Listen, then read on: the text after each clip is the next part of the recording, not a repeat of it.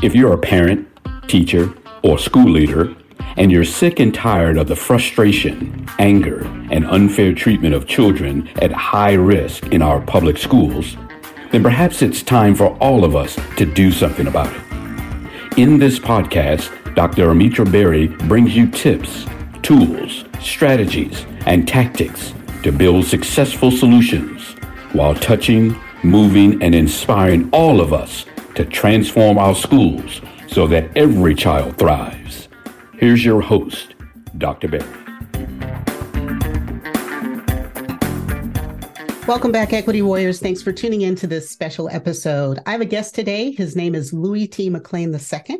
He is the meditative coach and founder and CEO of Melanin Origins, a global publishing company that specializes in children's books about lesser-known African-American pioneers and focuses on rebuilding a connection to our cultural and spiritual past.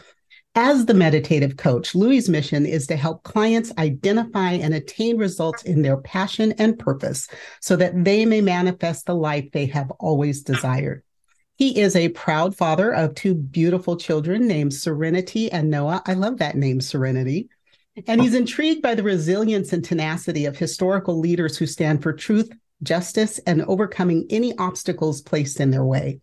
He has authored 7 books on topics ranging from Black history, the fruits of the spirit, and his very own mindset philosophy entitled Little. And I hope I'm pronouncing that correctly. Louie, my friend, welcome to the show. I'm glad we have finally been able to make this happen. Yes, thank you so much for having me. I'm very excited for this conversation, Dr. Berry. I am too. So, it's been a few years since we met. And as I believe you were just getting started on that journey, the journey you had in developing Melanin Origins into an amazing children's book company.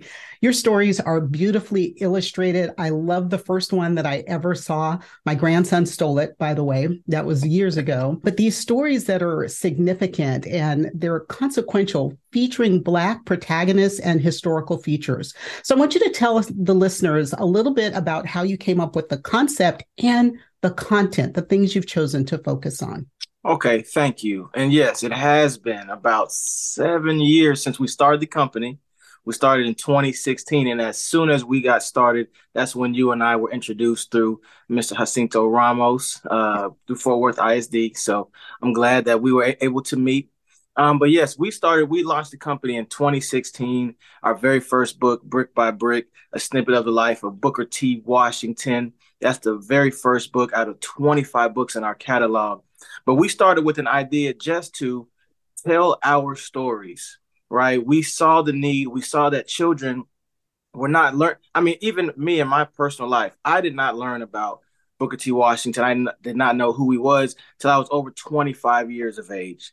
I did not know who Marcus Garvey was. I did not know. I mean, the most that I knew was Dr. Martin Luther King Jr. and Malcolm X, and that was the narrative, pitting them against each other and so on and so forth.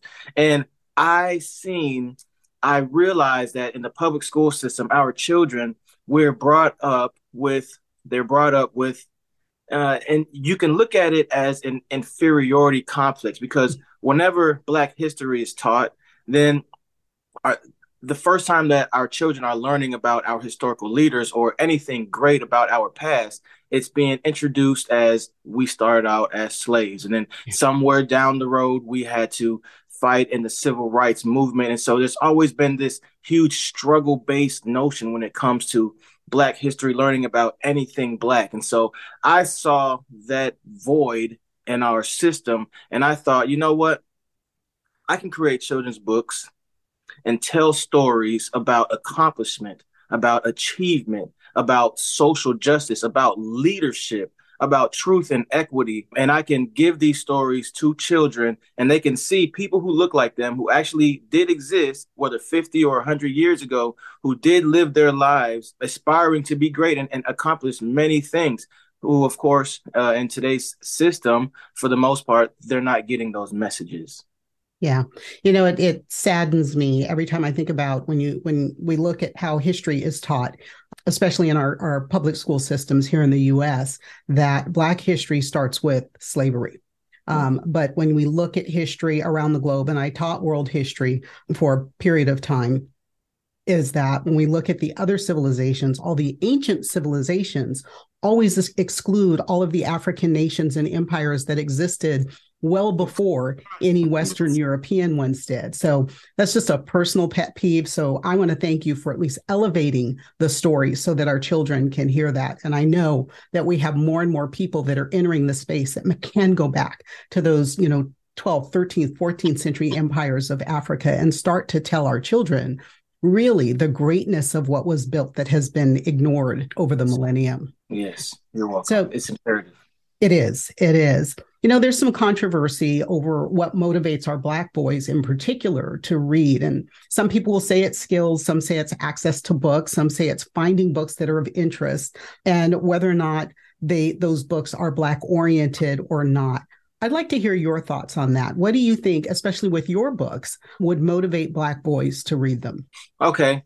So our books specifically, of course, are for pre-birth up until second grade. So pre-birth as in the parents can start reading a book to the baby that's still in the womb, right? And then when the baby's born, they start reading and introducing our leaders to children and building their vocabulary and so on and so forth. But what would interest them, it is a good mix of all of what you said. And that's what we do focus with in Melanin Origins. We want to make our stories relatable.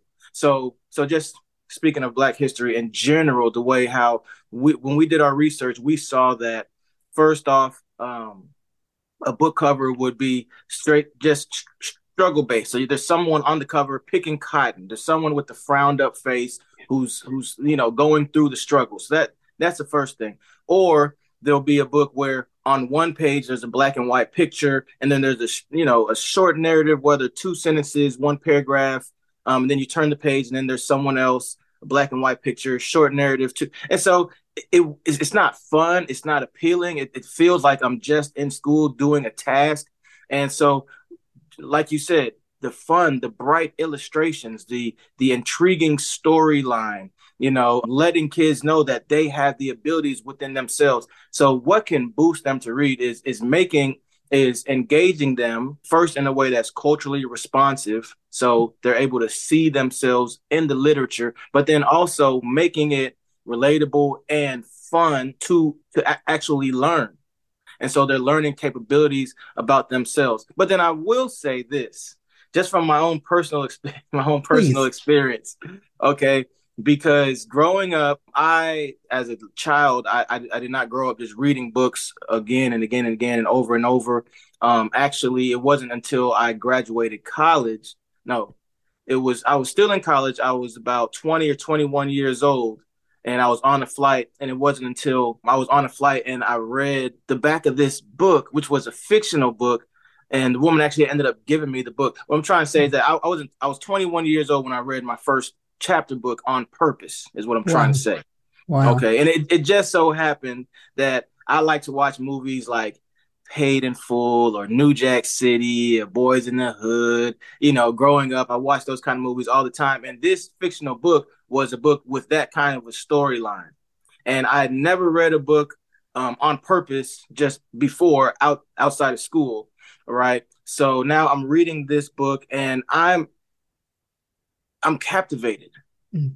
I found out that my imagination worked way better through reading the book than it did actually watching the movie or watching the TV series, and that started my journey. So I was introduced to a book that I with subject matter that I was actually interested in as well. And so parents definitely have to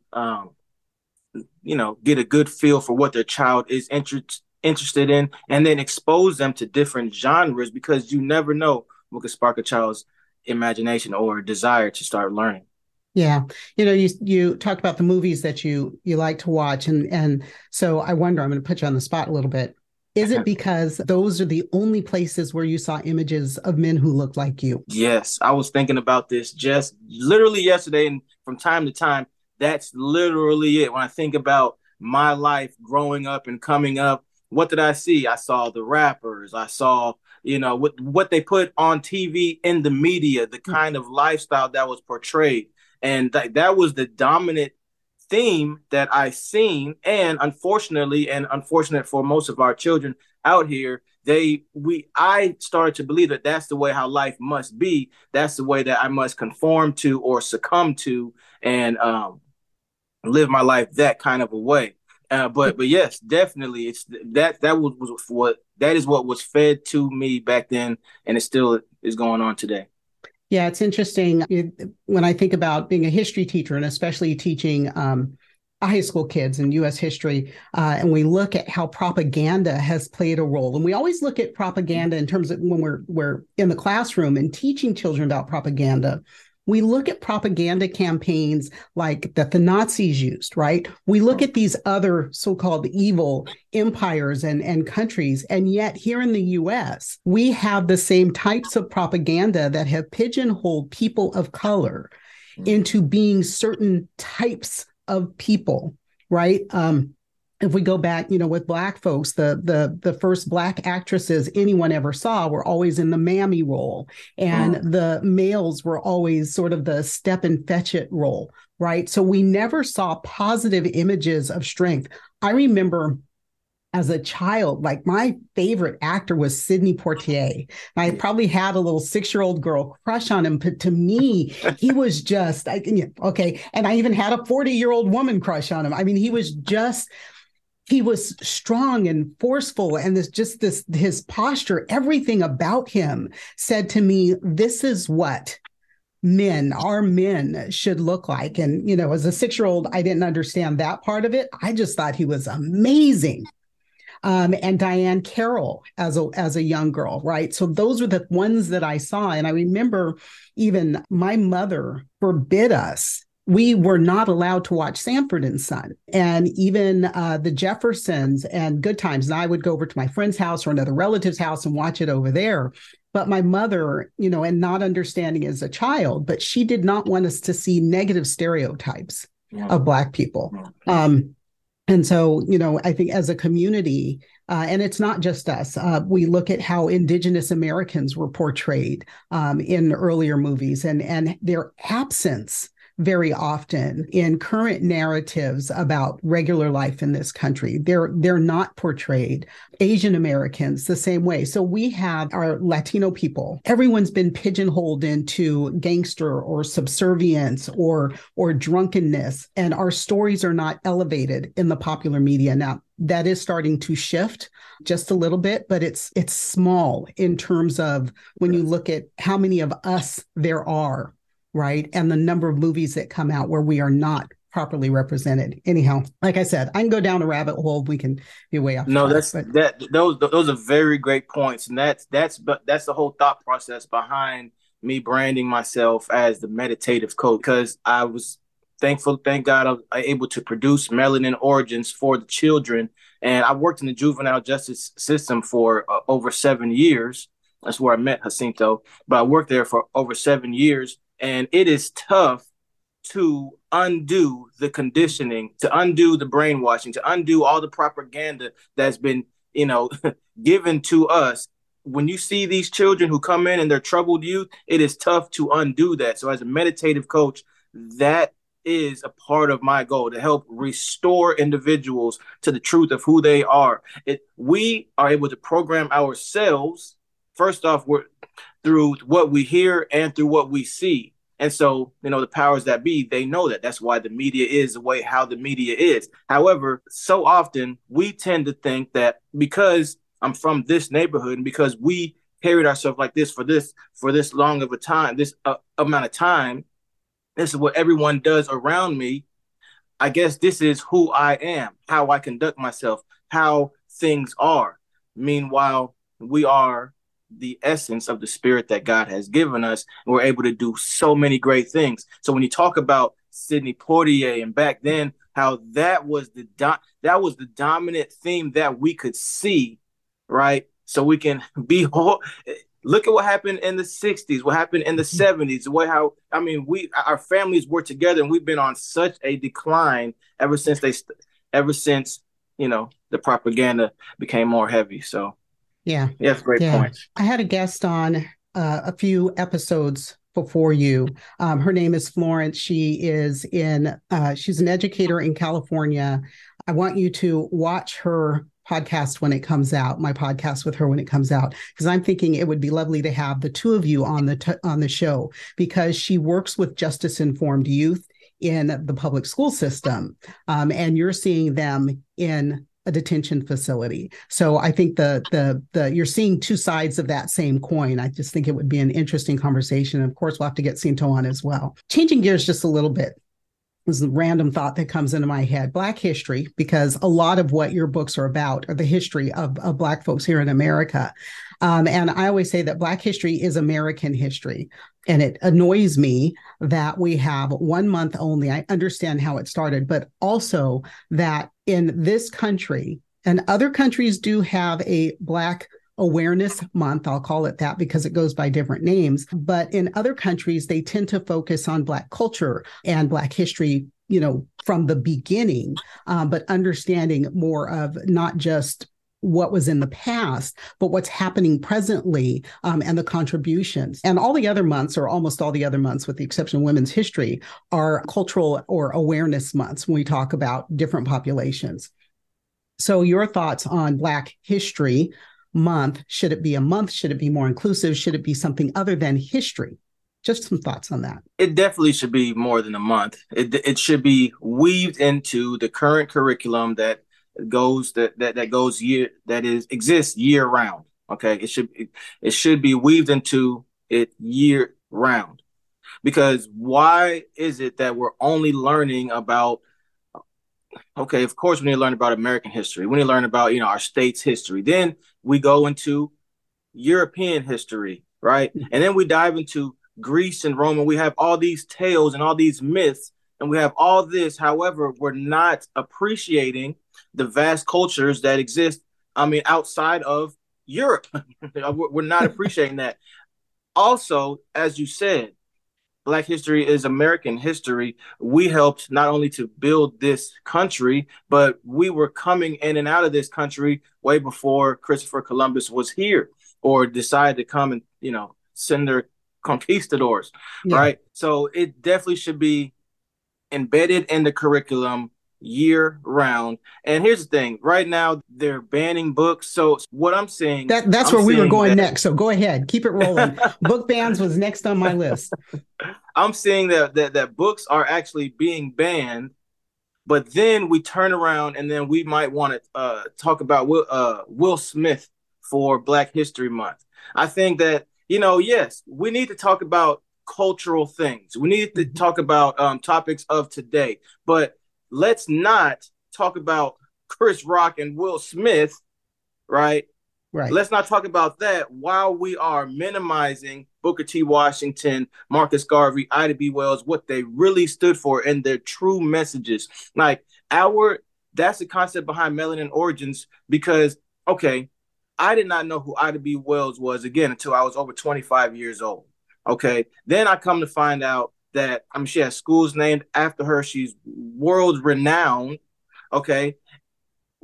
Why was she such a strong and powerful woman? Why is she known? She went on anti-lynching campaigns, besides being the first Black African-American editor who's a woman, right? And, right. Traveling abroad and the many accomplishments that she did. Her main thing was she went on anti-lynching campaigns. Speaking the truth, she became well known and renowned for doing that, standing up and championing the cause for true equity and for people to be true to life.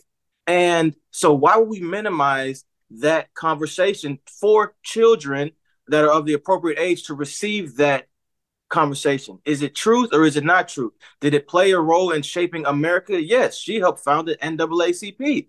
Okay, so and many other things brought Black people into journalism on a more prevalent level. Many other things, right? So why would we minimize that and then only talk about Chris Rock or Will Smith or something like that? So because I think that what they want to talk about plays into their narrative that we are subordinate, that we are inferior, right? I just say it like it is. I just recorded an episode, I don't know, last week. When did books become more of a threat than bullets? And it at the time, I think I did it a day or two after the school shooting in Denver. And then, of course, since then, how many more have there been?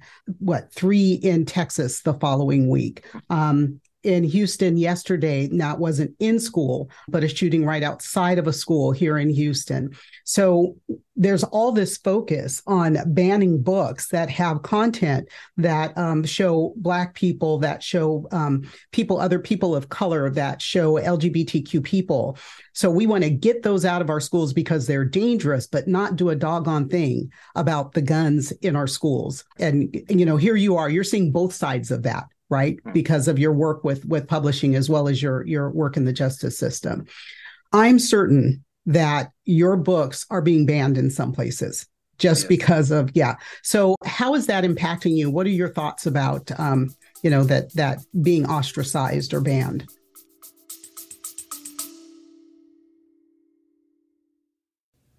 Hey there, Equity Warriors. I want to take a quick moment to share something exciting with you.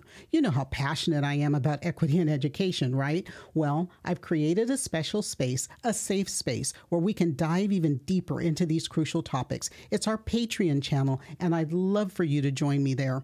Here's why it's so awesome. As a Patreon subscriber, you'll get access to exclusive content that I will not share anywhere else.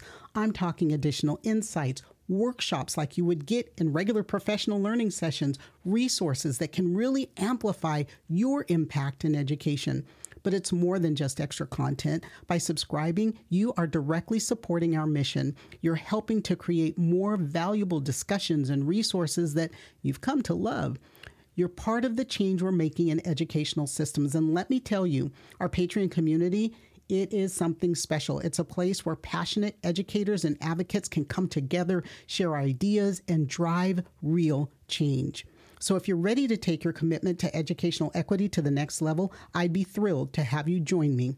Just head over to patreon.com/3E podcast. That's patreon.com/3E podcast. Remember, your support means the world to me, and it helps me continue this important work. Together, we can create the educational system all our students deserve. Thanks for considering, and now let's get back to the episode.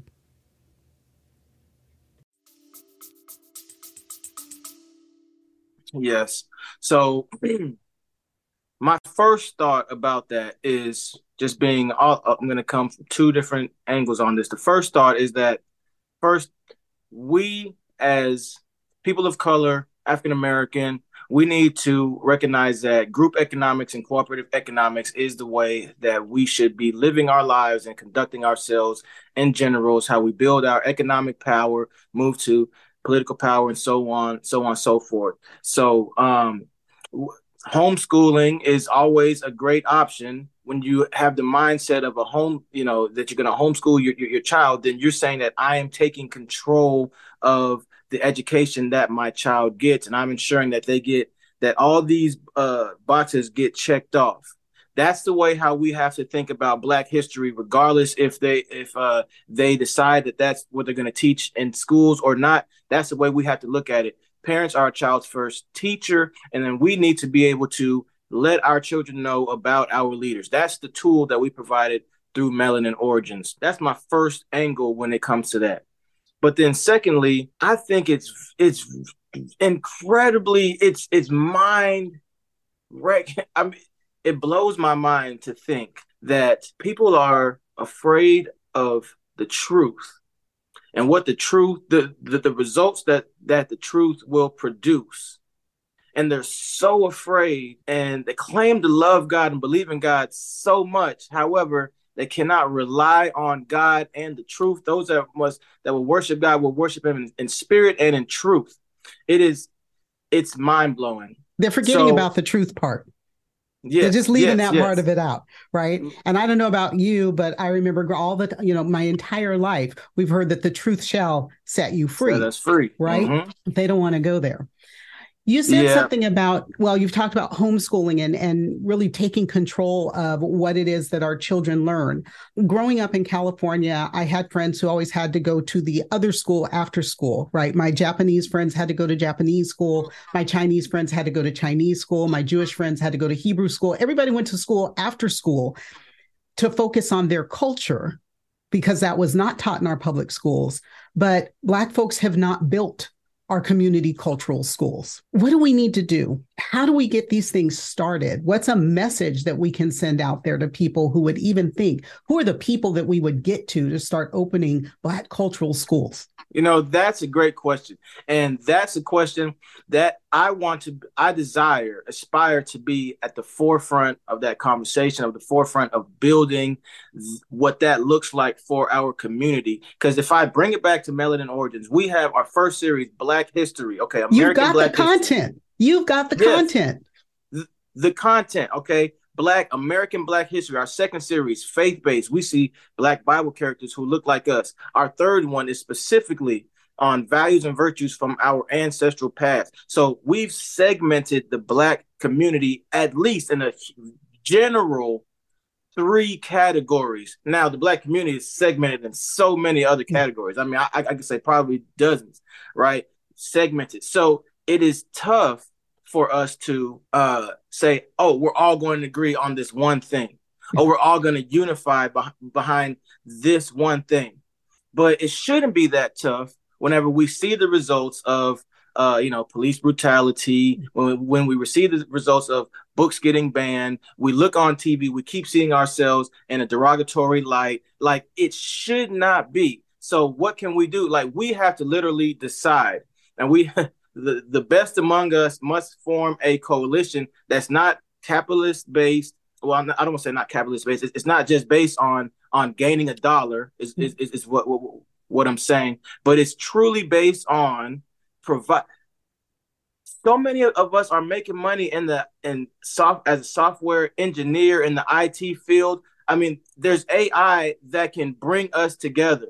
Right. There are food banks that can make sure that the least of us have what they need. People within our community are gaining in wealth and affluence. We have to create jobs for our own people. So it's a true collaborative effort but we must decide, like those of us who are able to, we have to decide that we got to come together and just make it happen. Okay. Well, one of the things, just a side note, your contact information is going to be down in the show notes. So I just want to sort of call out to any listeners who might be thinking about that. Let's connect. If you've got a community learning center going on that's teaching cultural awareness for Black children or brown children because they're left out as well, let me know. Connect with me, connect with Louie. Let's see if we can't figure out a way to grow that across communities. Yes. And in our faith-based series, that the Old Testament is general.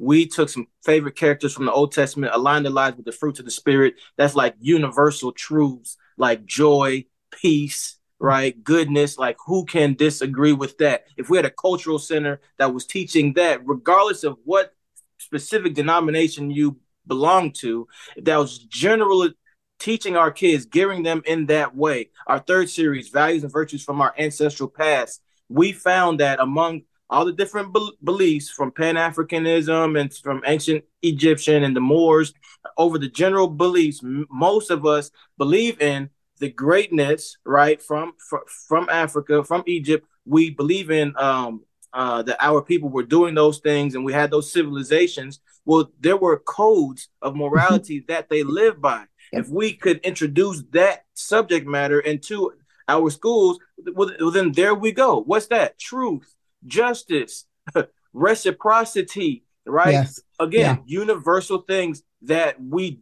all would generally agree with. So it can be done. We just have to agree that we're able to do it. I agree, and we need to do it. What you're saying is so true, because as more and more scholars dig into the origins of things, which is perfect, Melanin Origins, all of the origins of those ideas, those thoughts, those fairy tales, those fables, those, the proverbs, all of those things go back to various civilizations from Africa. There's just so much there.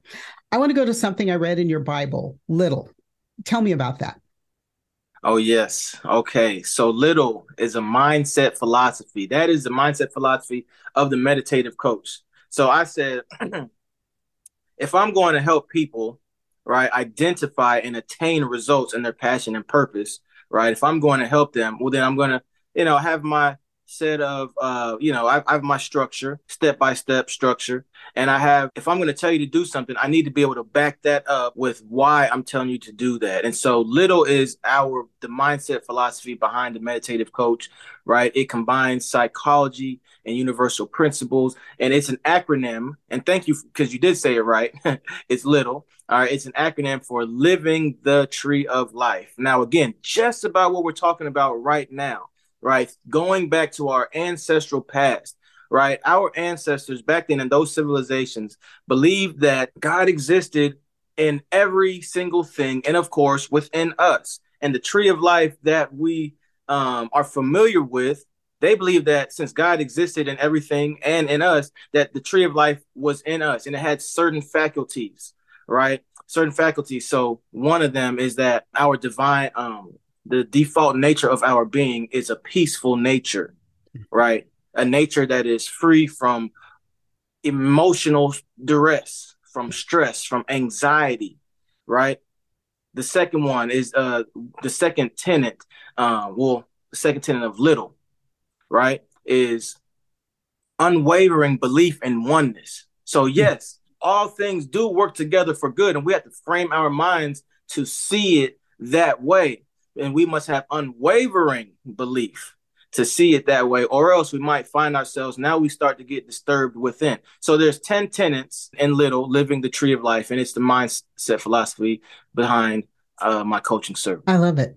And is this something that you, when working with youth in the justice system, that you also sort of steer them along that path? Well, thankfully, as my life has, developed over the years, I've been working in the juvenile system for 10 years now. However, I still volunteer and do different things of that nature. So back then, mainly juvenile, then the Melanin Origins journey. I actually am a trainer at American Airlines now. But little is something that was just created last year. And my goal now is to go into schools, to public speak at schools, host workshops at schools, at juvenile camps, at summer camps, at mentorship camps, to help kids to open their minds up. We're taught so much about our emotions. The fourth tenet of little is our superpowers, and our superpowers is our emotions. That's how our character, our personality is portrayed to others, our character. When we carry ourselves and speak through, and we utilize our emotions in the right way, we have the ability to, to fall in love, make someone fall in us. We can sway a crowd, right? For good or for bad. And people in our community, I would say people in our community, but let's say the children who struggle in our community, there's a major issue with anger management. Oh, Meanwhile, the major notion is, you're being emotional. Don't be emotional. No, we need to learn how to be emotionally intelligent, because anger is an emotion. So we need to be able to use intelligence with that. So it's tapping into all of those areas and helping to steer our people who are struggling, steer them in the right direction. All right. Love it. I always sign off my podcast with a paraphrase of the great Angela Davis. As a child, I liked her for her fro. As an adult, I understood the intellect and all of the work that woman did. And you can't be prosecuted or persecuted, not prosecuted. When you're persecuted as a Black woman, it means that you're doing some good stuff. Yes. So Dr. Davis said, I am no longer accepting the things I cannot change. I am changing the things I cannot accept. So I want to ask you, what is one thing that you cannot accept? And what can the folks who are listening to us today do to support that change in their own communities? Okay, thank you. One thing that I cannot accept is to stand here and do nothing while they are continuing to ban books all across America. Okay, it is imperative for children to be able to visualize themselves living and thriving with equity, and Melanin Origins learning materials. It helps to accomplish that worthy aim. Okay, here's 3 things that some listeners can do all right, to combat this. First, read with your child or encourage your child to read for at least 20 minutes a day. Reading helps to build a child's vocabulary and stimulates their imagination. Okay, books are friends and can teach empathy and provide a thorough understanding of the world around them. 2, please shop the Melanin Origins catalog at www.melaninorigins.com.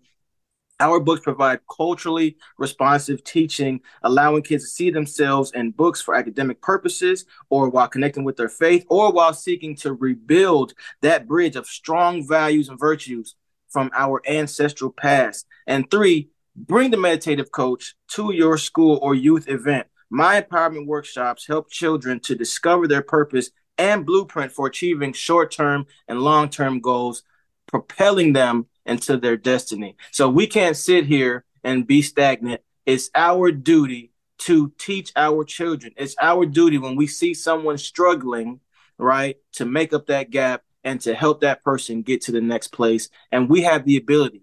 I believe that we have the power to create our reality. God never leaves himself without a witness, and we just need to identify how we can be a part of the change. All right. So I'm hearing parents, librarians, whoever's purchasing books for your schools, classroom teachers, if you're building your own classroom libraries, community centers, barbershops, anybody can have these books on hand for these young children.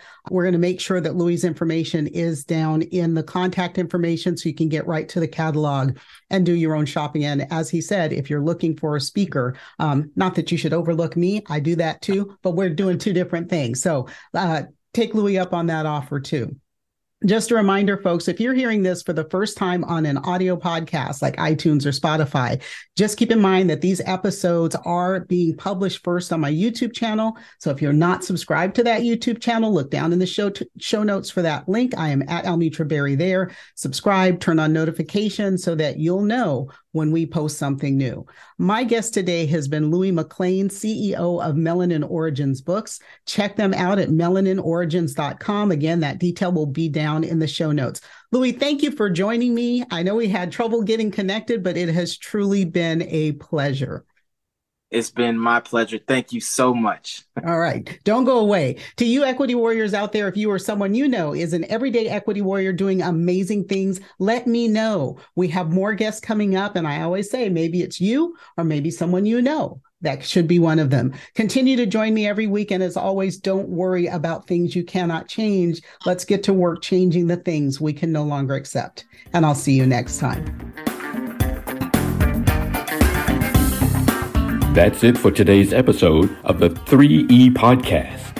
Head over to iTunes and subscribe to the show.